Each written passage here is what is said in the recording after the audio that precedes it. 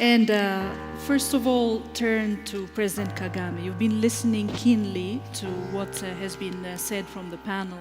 Would you care to comment on any of the issues that have been brought on the table before we go back to dig a little bit deeper? But you've been listening very carefully on these questions that have been raised here.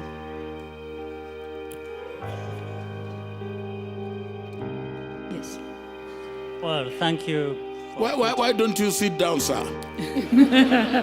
I've been sitting down for a long time. I want to rest from that. But let me say, I followed what was being discussed for the short time I've been here. And I think there are good points being made about conflicts, the causes, and possible way forward in resolving them. But of course, what is very common is there will be old conflicts and old causes of the conflicts. There will also be new kinds of conflicts, as has been said, and possibly new causes as well. But what has been mentioned by the panelists that is important, the constant should be the kind of politics, the kind of leadership, the governance in place so that these old or emerging causes or conflicts can be resolved. This is the key. And another way to look at it also and raise a question which we must answer is, for so long, we've discussed conflicts, causes of conflicts, and actually have quite a good idea as to what is needed for such a conflicts to be resolved. Now, the question is, if we have analyzed conflicts and the causes, if we really have a good idea what all this constitutes, then what? So it comes therefore to the point that the leaders therefore should be there to deal with these problems. And here I'm not even proposing that there is one leader who can resolve conflicts alone, or that there is even a silver bullet for these conflicts. Therefore, it's the management of all these processes and what we have identified to be the root causes. But of course, when it comes to Africa, I'm sure many people in this audience will have made the same observations. I think we must take responsibility and accept our failures in dealing with these matters. For example, relating to what President Obasanjo has just said, on the case of Boko Haram, or you can use that for many other cases. For me, when I'm watching on television, and I find our leaders who should have been working together all along to address these problems that commonly affect their countries, wait until they are invited to go to Europe to sit there and just,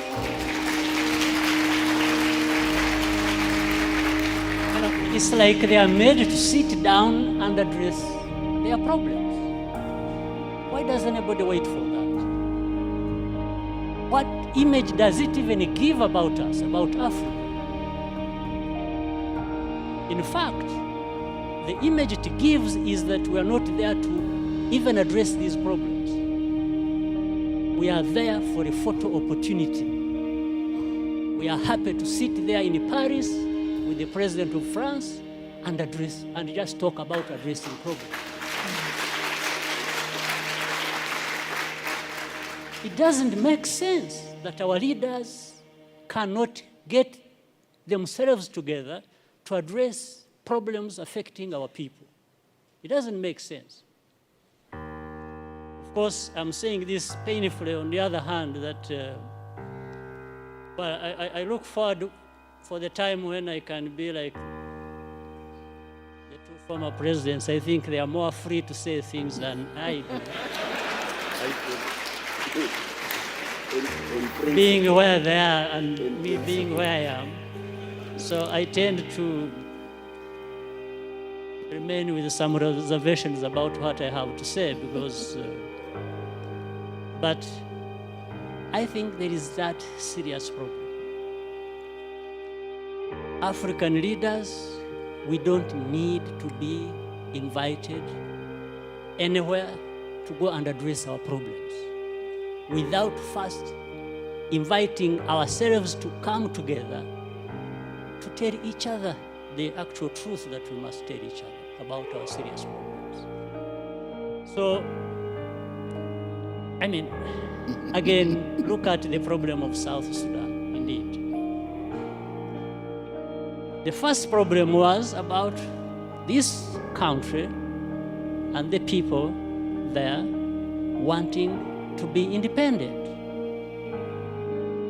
They got independence. Now that turned into a problem. How? So you have one war being fought, waged to be independent, then you have to fight another when you have achieved independence. Just fighting among themselves. Why?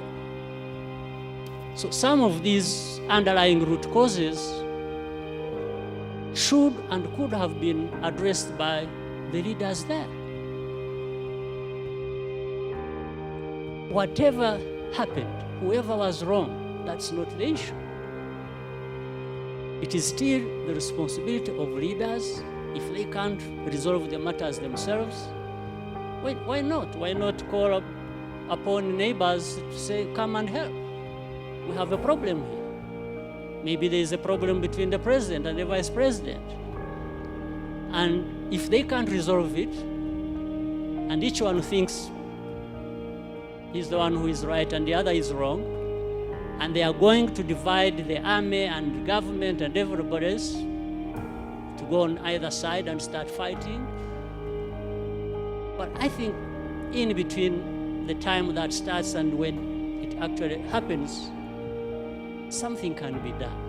But it has to be leaders to work towards that and avoid the catastrophe that like we are seeing or have seen or that has already happened in South Sudan. But of course, the unfortunate part is that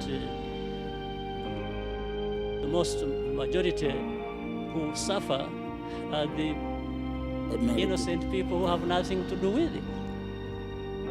Women, children, and even many men are innocent in that situation. So this is, I'm not giving answers, probably I'm raising more questions than, or adding to others that have been raised. So for the time being, let me stop here. Thank you. Thank you.